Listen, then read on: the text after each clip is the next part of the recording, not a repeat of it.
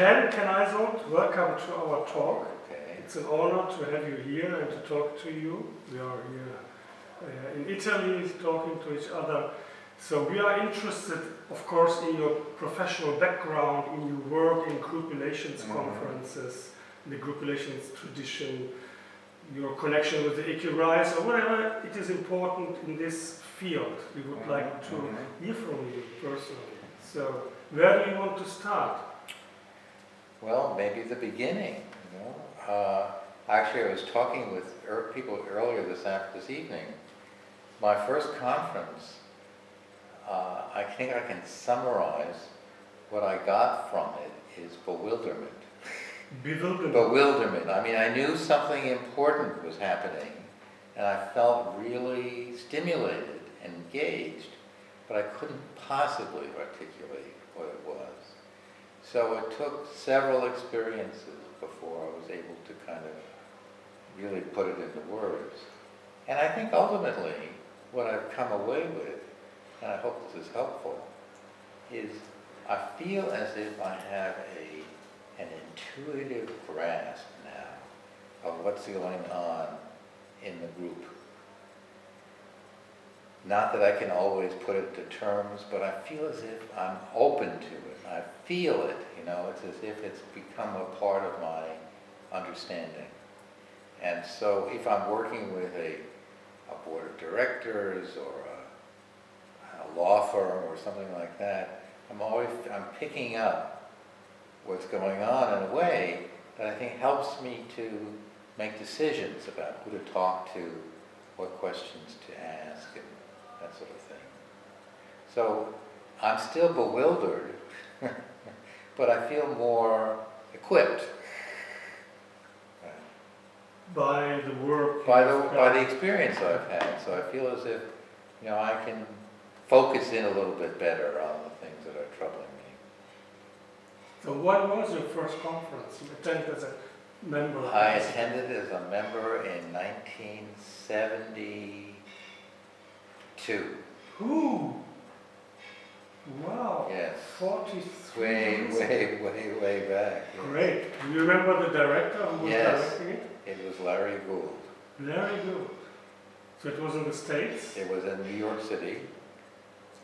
It was actually a weekend residential conference.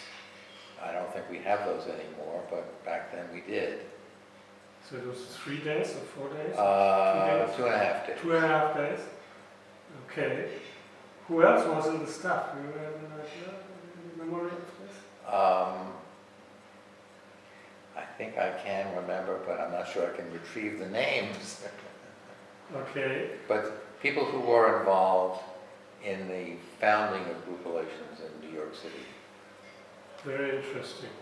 So, and then you continued working? Well, several years went by, and then I went to the national conference, which is a 10-day conference, residential conference, in the spring of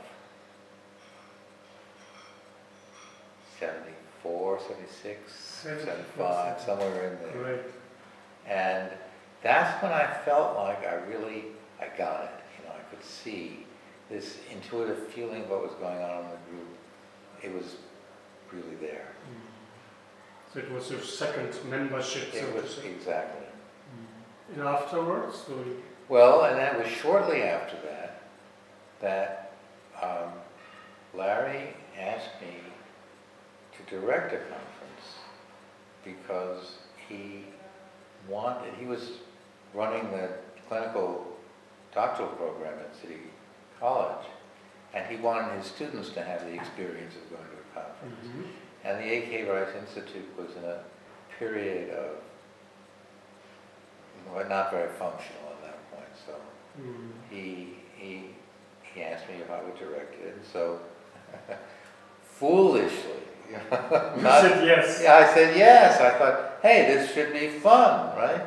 Well, I remember the very first time I agreed, and he wanted actually even to have a training component because he wanted his graduate students to have the experience of trying out staff roles. And I thought, well, why not? I was so stupid in my part. So I remember I agreed to all of this, and I came up with the design, and then I had my first staff meeting. It was sort of in a room like this. There were maybe like 25, 26 people sitting around the table. And I thought, oh my God, what have I agreed to? You know, what am I in for? And so I start off by saying, well, so you've done these things before, you all know, you know, what needs to be done. And it was clear to me, you know, they needed me. That's the role of a director. You know, that's what a leader is. You know, the leader is the person who makes it clear what the expectation is. So I found the words, and I went on from there. You know, I did it. You know, I actually I learned a lot from it. I think that's one of the things about being in this field. Not only do you learn as a member, but once you're on the other side, you learn as a staff person, not only about dealing with members, but also about dealing with other staff members and the complexity of the design. And then ultimately about being a director, and you learn about dealing with the sponsoring institutions, you know, and the whole complexity of that. So I feel as if it's been a wonderful opportunity for me, every step of the way, to learn. And your professional background is, can you say a little bit? Well, when I started, I was an English professor. But partly through this experience, I decided I went back to graduate school. I got a degree in clinical psychology, and then I went on for analytic training. So analytic training. So now I'm a psychologist and a psychoanalyst. And then I thought at one point in my career, and other people egged me on to this, you know, psychoanalysis is in trouble, and maybe you could use your organizational expertise to think about or to write about what are the problems facing psychoanalysis as an institution. And so I thought, okay, same thing, Larry asked me to do it, okay, I'll do it. So I started to think about it, and I wrote some articles, and they were very successful. I got a lot of positive feedback from it, and before I knew it, I became known for that field.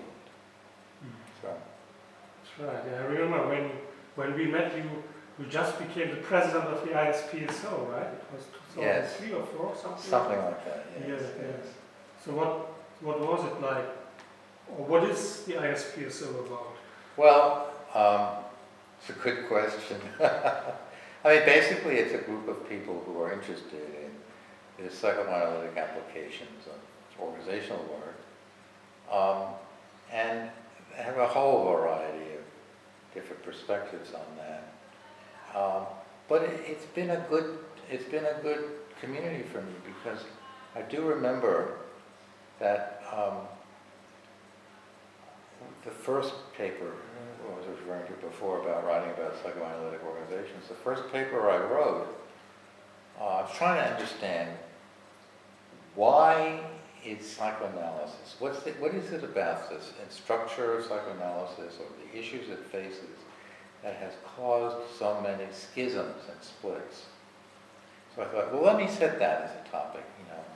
And I think for me that's always been an issue. I never want to write about something I know. I always want to write about something I want to try to figure out. So I wrote that paper, and I sent it off.